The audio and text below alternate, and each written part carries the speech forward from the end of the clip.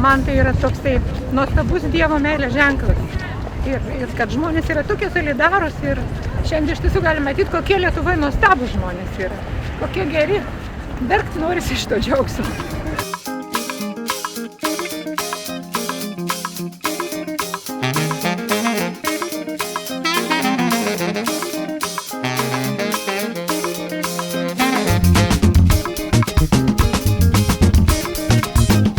Pažiūrėkit, kas darosi Klaipėdos miesto gatvėse, kiek klaipėdiečių dalyvauja. Ir dalyvauja plungiečiai, kretingiškiai, šilutiškiai ir daugelis kitų miesto atstovų. Kaip gali Klaipėdos meras dalyvauti?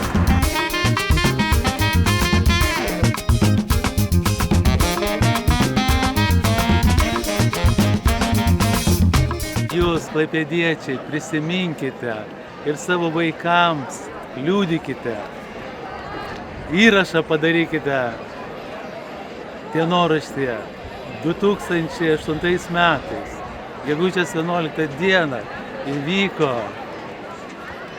solidarumo akcija. Tai yra malonės diena ir aš labai džiaugiuosi, kad tą dieną švenčiame kartu.